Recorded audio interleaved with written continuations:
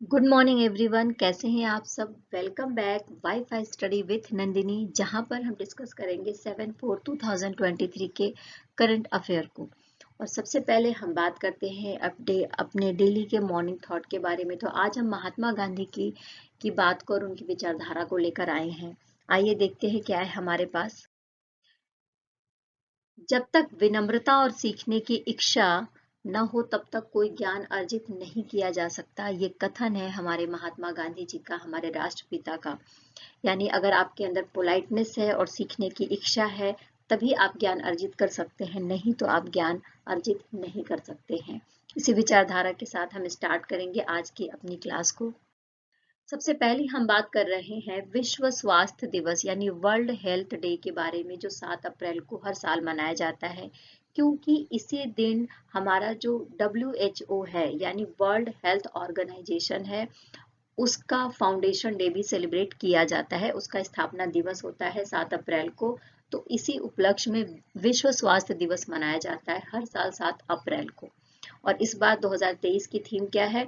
तो स्वास्थ्य सभी के लिए यानी हेल्थ फॉर ऑल जो थीम है इसके साथ मनाया जाएगा। और आप सबको मैं बता दूं कि विश्व स्वास्थ्य संगठन का ये किस नंबर का फाउंडेशन डे है? तो 75th नंबर का फाउंडेशन डे सेलिब्रेट किया जा रहा है। वर्ल्ड हेल्थ डे हम सेलिब्रेट क्यों करते हैं? स्प्रेड करने के लिए, अवेयरनेस के लिए, हमारे हेल्थ के लिए जो अवेयरनेस चाहिए उसको स्प्रेड करने के लिए पूरी दुनिया में सेलिब्रेट किया जाता है हर साल विश्व स्वास्थ्य दिवस यानी वर्ल्ड हेल्थ डे 7 अप्रैल को। ओके है। नेक्स्ट हम बात कर रहे हैं, जैसा कि आज की न्यूज में आप देखेंगे कि वर्ल्ड न्यूज बहुत ज्यादा आपको मिलेगी। संयुक्त राष्ट्र से रिलेटेड न्यूज आपको बहुत मिलेगी, अपॉइंटमेंट्स आपको बहुत ज्यादा मिलेंगे। तो आज हम बात कर रहे हैं Honda motorcycle and scooter India के MD और CEO सुत्सुम ओटानी को नियुक्त किया गया है। किसको नियुक्त किया गया है? तो सुत्सुम ओतानी को नियुक्त किया गया है Honda motorcycle and scooter India का नया अध्यक्ष, CEO और प्रबंध निदेशक के रूप में। और ये किसकी जगह लेंगे? तो ये जगह लेंगे अटसुशी ओगाता की। किसकी जगह लेंगे? अटसुशी ओगाता की जगह लेंगे, जैसा कि डायग्राम में आप दोनों के चित्र को देख सकते हैं। साथ ही मैं आपको ये बता दूं कि जो भारत के लिए जो विनय ढींगरा है उनको सीनियर डायरेक्टर के रूप में प्रोन्नत किया गया है। साथ में ही योगेश माथुर और संजीव जैन दोनों को Honda motorcycle and scooter India के डायरेक्टर बोर्ड में प्रोन्नत किया गया है। देखिए, योगेश माथुर और संजीव जैन दोनों को प्रमोट किया गया है बोर्ड ऑफ डायरेक्टर के लिए होंडा मोटरसाइकिल और स्कूटर इंडिया के लिए। Okay. Mathur will be responsible for customer services, logistic planning control, premium motorcycle business and sales and marketing. देखिए, जो सुजुकी मोटरसाइकिल इंडिया ने केनिची उमेदा को प्रबंध निदेशक नियुक्त किया है। और ये किसकी जगह ले रहे हैं? तो ये जगह लेंगे सोतोशी उचिदा की। किसकी जगह लेंगे? ये सतोशी उचिदा की जगह लेंगे। कौन लेंगे? केनिची उमेदा, जिनको सुजुकी मोटरसाइकिल इंडिया ने MD नियुक्त किया है, प्रबंध निदेशक यानी मैनेजिंग डायरेक्टर के रूप में नियुक्त किया गया है।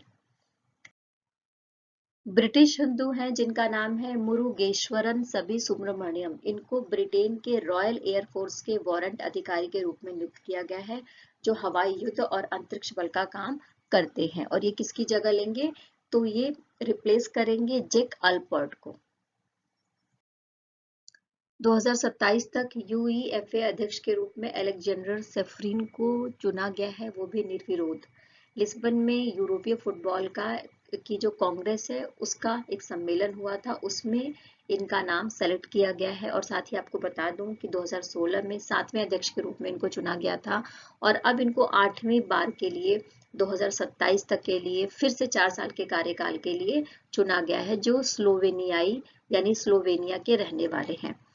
UEFA चैंपियंस लीग के बारे में बात करें तो ये जो चैंपियंस लीग है, यूरोप में जितने भी फुटबॉल क्लब हैं उनके लिए यूरोपीय फुटबॉल संघों के संघ के रूप में इसे जाना जाता है, जिसकी स्थापना 1955 में करी गई थी।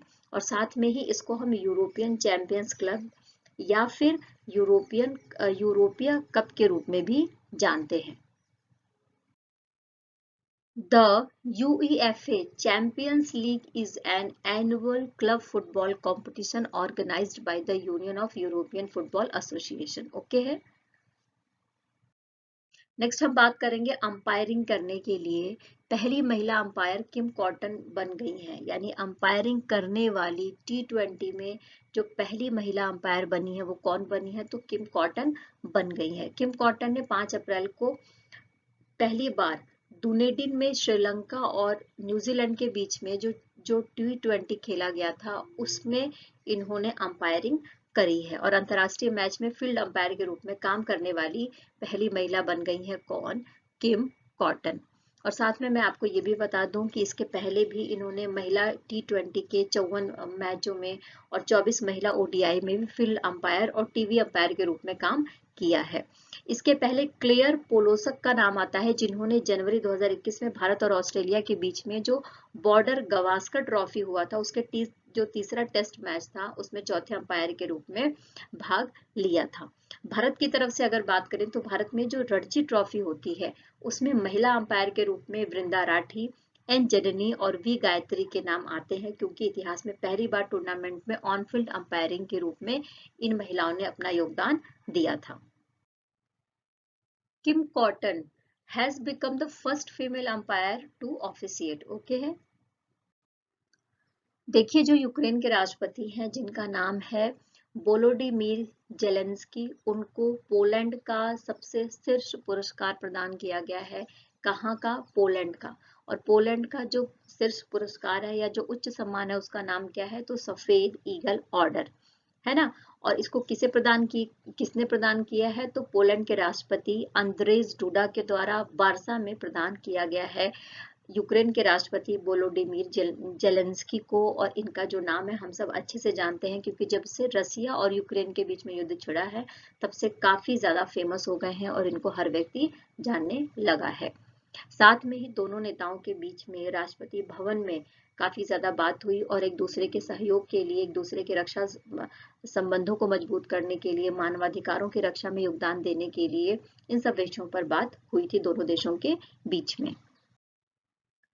5 भारतीय क्रिकेट खिलाड़ियों को MCC की आजीवन मानद सदस्यता दी गई है। कब, 5 अप्रैल को दी गई है। और MCC क्या है, तो MCC है मेरीलिबोन क्रिकेट क्लब जो मक्का लॉर्ड्स के क्रिकेट मैदान पर स्थित है। और साथ में मैं आपको ये भी बता दूं कि वो 5 खिलाड़ी कौन है। इस डायग्राम में उन 5 खिलाड़ियों की तस्वीर आप देख सकते हैं जिसमें महेंद्र सिंह धोनी शामिल हैं, युवराज सिंह शामिल हैं, सुरेश रैना शामिल हैं, मिथाली राज शामिल हैं और झूलन गोस्वामी शामिल है। MCC के जो CEO हैं कौन है, गाय लेवेंडर हैं। उन्होंने कुल 19 क्रिकेटरों को यानी 19 क्रिकेटरों को इस सदस्यता प्रदान करी है जिसमें भारत की तरफ से 5 हैं। और इसके अलावा दक्षिण अफ्रीका के डेल स्टेन, इंग्लैंड के केविन पीटरसन मॉर्गन, पाकिस्तान के मोहम्मद हाफिज, बांग्लादेश के मशरफी मुर्तजा और न्यूजीलैंड के रॉस टेलर प्रमुख हैं।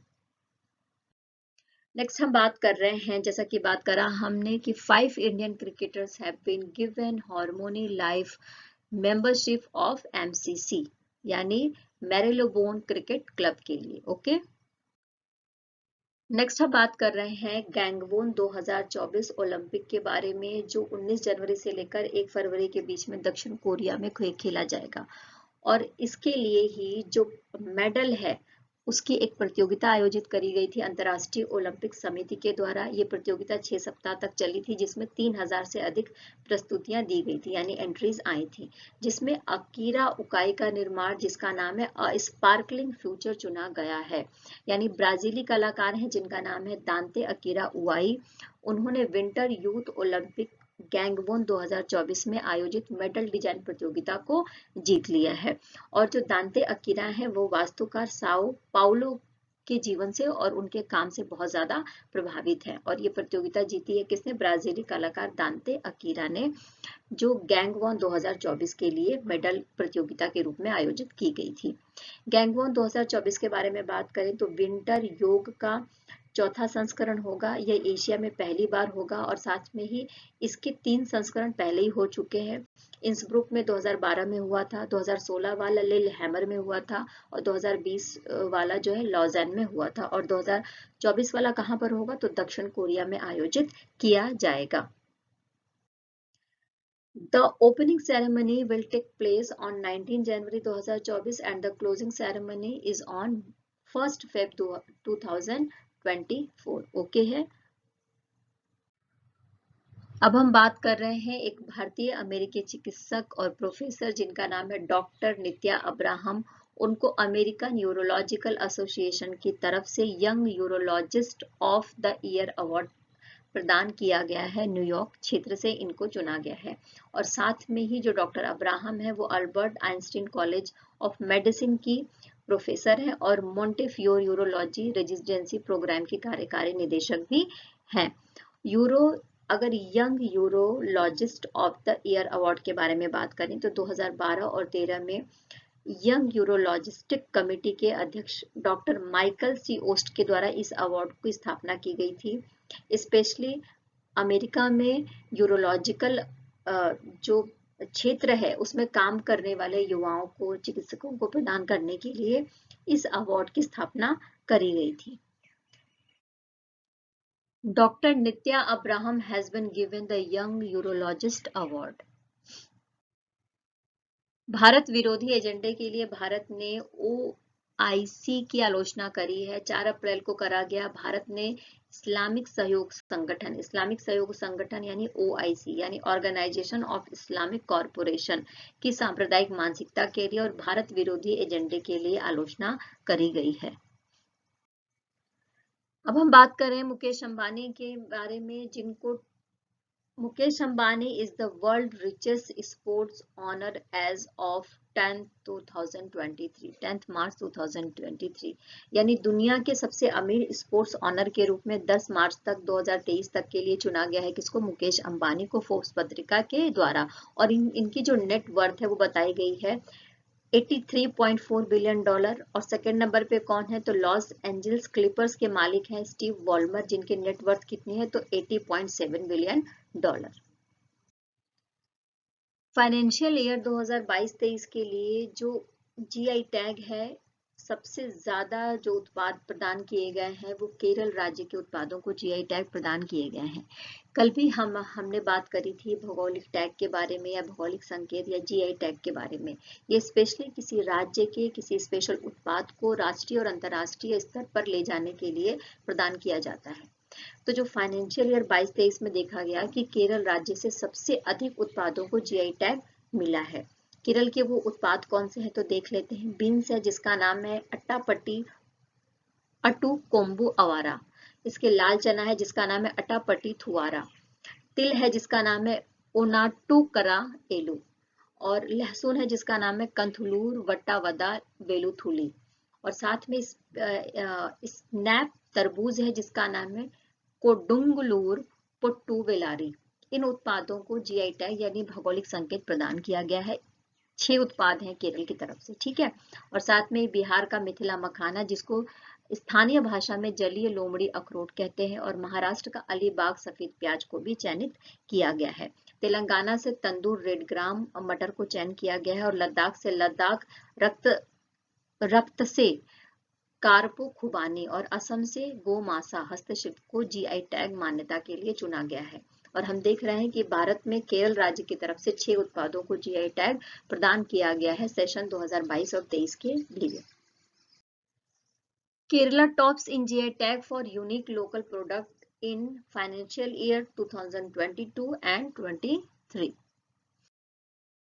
अब हम बात कर रहे हैं भारत को 4 साल की अवधि के लिए संयुक्त राष्ट्र सांख्यिकी आयोग के लिए चुना गया है। जैसा कि मैंने सेशन की स्टार्टिंग में ही आपको बताया था कि आज जो है बाहर की न्यूज़ यानी विदेशी न्यूज़ आपको ज़्यादा मिलेगी, अपॉइंटमेंट्स आपको ज़्यादा मिलेंगे और साथ में संयुक्त राष्ट्र से रिलेटेड भी न्यूज़ आपको देखने को मिलेगी। तो भारत को सेशन जो 1 जनवरी 2024 से स्टार्ट होने वाला है 4 साल के कार्यकाल के लिए संयुक्त राष्ट्र सांख्यिकी आयोग के लिए चुना गया है। और आपको मैं बता दूं कि 53 मत थे और 53 मत में से 46 मत भारत को प्राप्त हुए हैं और दूसरे नंबर पर दक्षिण कोरिया को सीट मिली थी।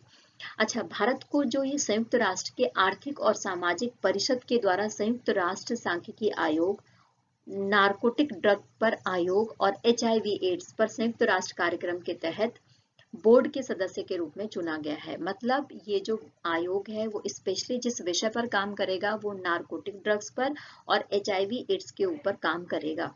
इसके सदस्य के रूप में भारत को चुना गया है संयुक्त राष्ट्र के आर्थिक और सामाजिक परिषद के द्वारा। India has been elected to the United Nations Statistical Commission for a period of 4 years. देखिए, अब हम बात कर रहे हैं संयुक्त राष्ट्र सांख्यिकी आयोग के बारे में। कल भी हमने बात करा था संयुक्त राष्ट्र महासभा के बारे में और आज हम बात कर रहे हैं संयुक्त राष्ट्र सांख्यिकी आयोग के बारे में। तो इसकी स्थापना 1947 में करी गई थी। वैश्विक सांख्यिकीय जो प्रणाली है, सिस्टम है, उसके लिए एक सर्वोच्च निकाय है, यानी एक सर्वोच्च संस्था के रूप में काम करता है, जहां पर दुनिया भर के जो सांख्यिकीय विद है वो इकट्ठे हो सकते हैं, एक मंच प्रदान करता है। दुनिया से रिलेटेड जो सांख्यिकी इकट्ठी होती है उस और साथ में ही जो भी काम किया जाता है जनसंख्या के आधार पर, वो सारे काम संयुक्त राष्ट्र सांख्यिकी आयोग के द्वारा किया जाता है। संयुक्त राष्ट्र सांख्यिकी आयोग जो है स्पेशली संयुक्त राष्ट्र आर्थिक और सामाजिक परिषद का ही एक आयोग है ना, यानी इसी के तहत काम करता है। आर्थिक और सामाजिक परिषद के रूप के एक कार्यात्मक आयोग के रूप में संयुक्त राष्ट्र सांख्यिकी आयोग।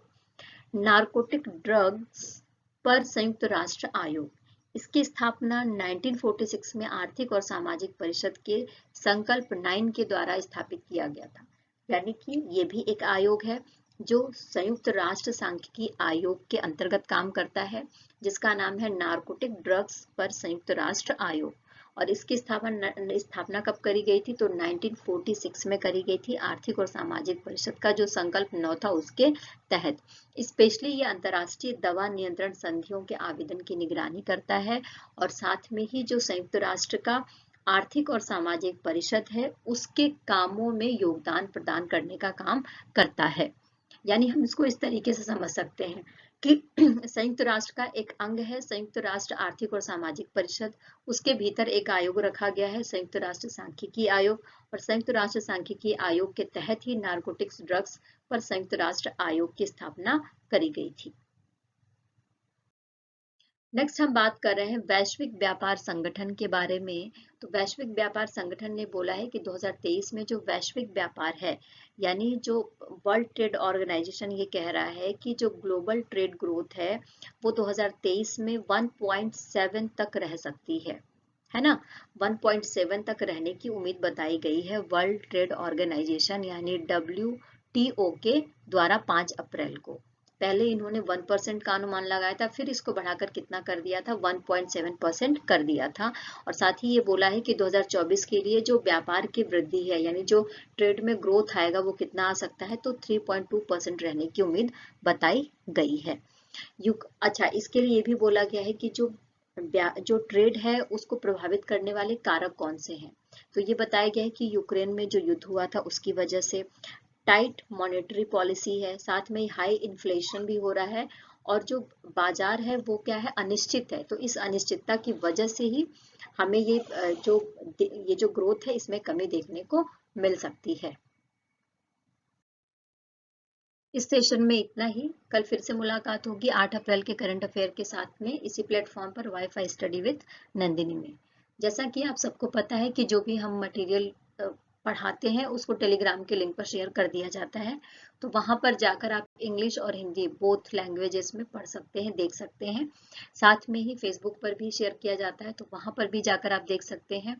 और इसके साथ साथ प्लीज चैनल को लाइक करते रहिए, लाइक करना मत भूलिए, शेयर करिए और सब्सक्राइब करिए, ज़्यादा से ज़्यादा शेयर करिए ताकि जिसको इस तरीके के कंटेंट या मटेरियल की ज़रूरत है उन तक पहुंच जाए। आपने बहुत सारा साथ दिया है, उसके लिए बहुत बहुत धन्यवाद, तहे दिल से शुक्रिया। मेरे हौसला अफजाई के लिए मेरे साथ बने रहिए। फिर से मिलूंगी कल की अपनी क्लास में, तब तक के लिए take care and bye bye.